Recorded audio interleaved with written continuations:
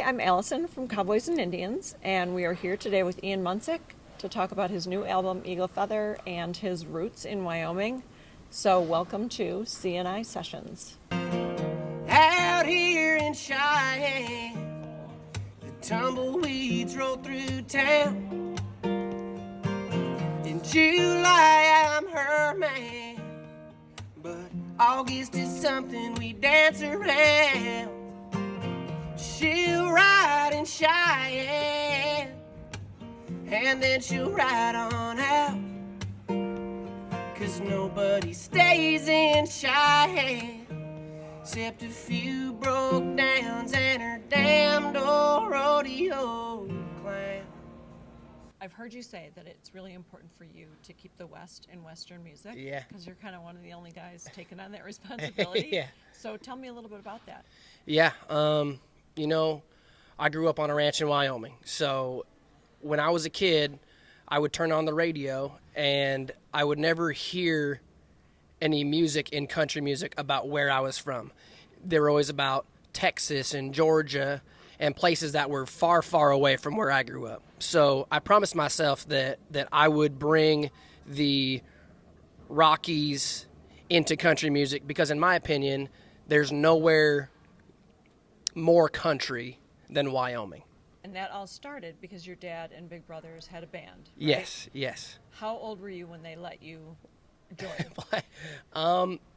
Too young because I was not very good. I think that our first paid gig, I was probably 8 or 9. I would say we really hit our stride when I was probably 15. Yeah. Okay, that sounds great. And then the music you were making back then with your family, is it similar to the music you're making now?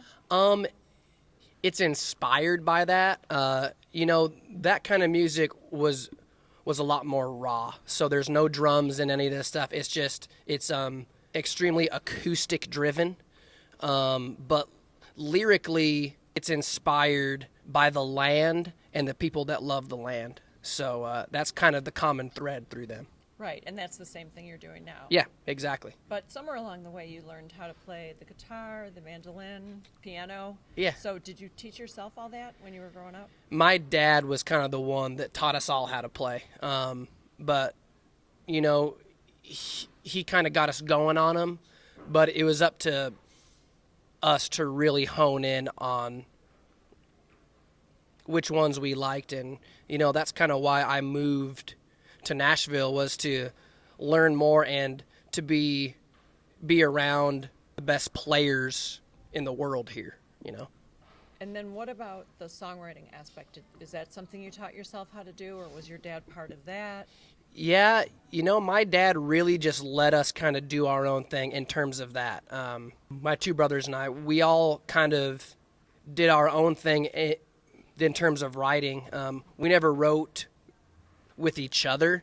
It was always just kind of on our own. But then when I moved to Nashville, that's kind of when I started to co-write and to really learn how to write towards a title, I think what's so great about these 20 tracks is you think they're going to be all songs about the West, but then they end up being a lot about your wife. Yeah, like for sure. Stampede. I'm like, cool, it's going to be about a stampede. Then I'm like, oh, it's because he's gunning back for her love. So, Exactly.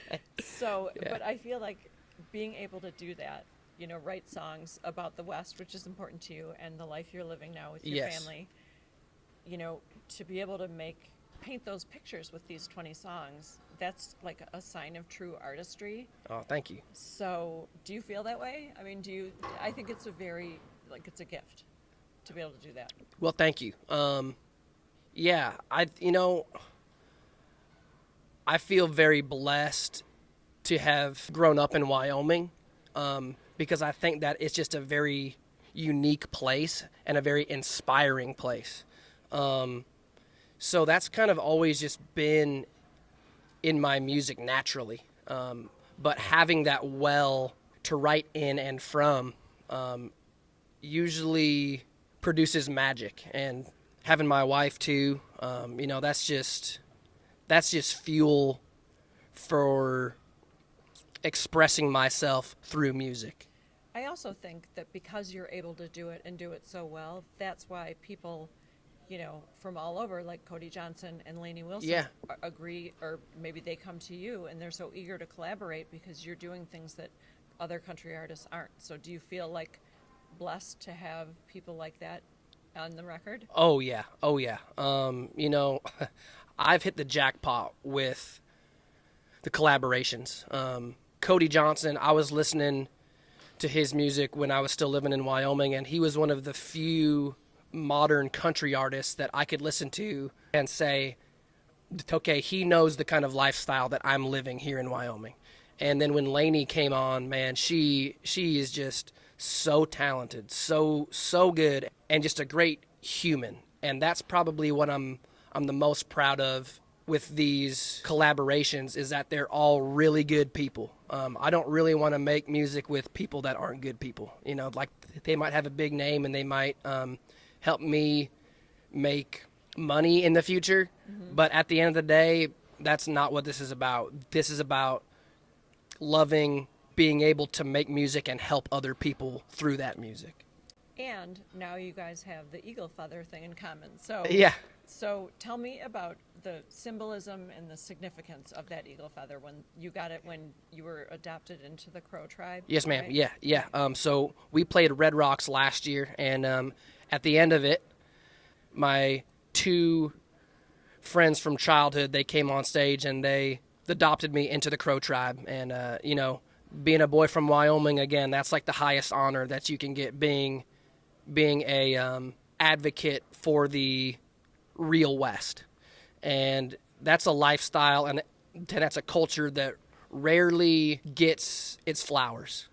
So to be a part of that and to help spread that word is just the highest honor that I could ever ask for. Right. There's so many songs, 20 tracks, right?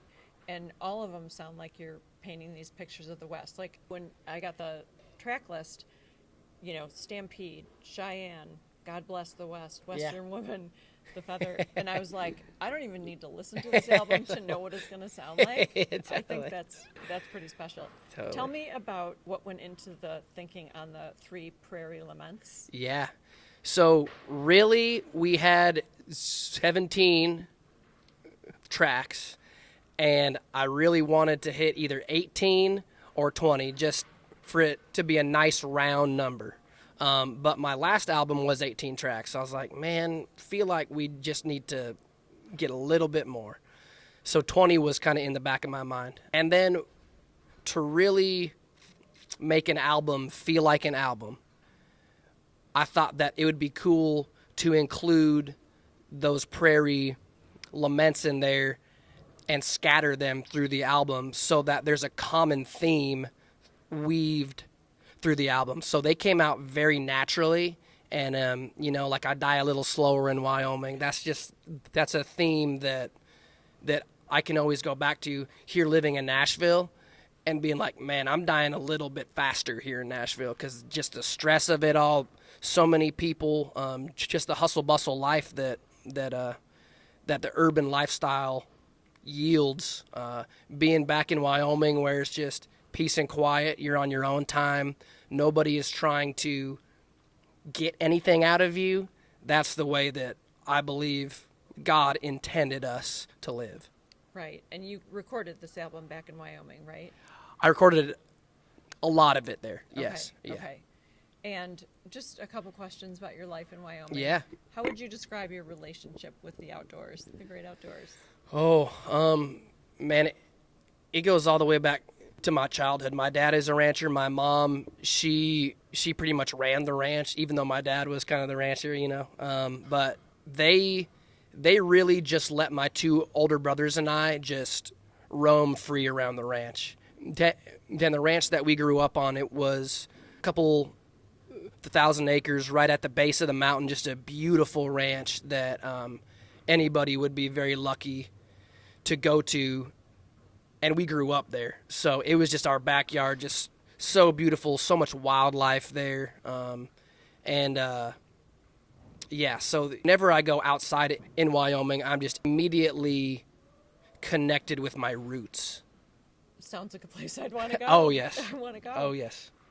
I know your success brought you to Nashville, and you have a home here and you know, a family. But if you hadn't found this much success, if you hadn't worked so hard and, you know, made something, got a record deal, what do you think you would have been doing if not for this?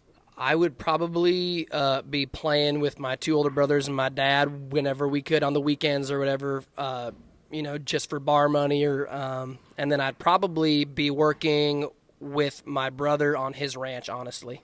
You know, that's kind of what you do out there. You either ranch or you work in town at a restaurant or something, but there's just a lot of ranchers out in Wyoming. So I'm laughing because now I'm thinking of how all your songs have double meanings, and you're saying you'd be a ranch hand. I'm like, wow. Exactly. I know what you say about ranch hands.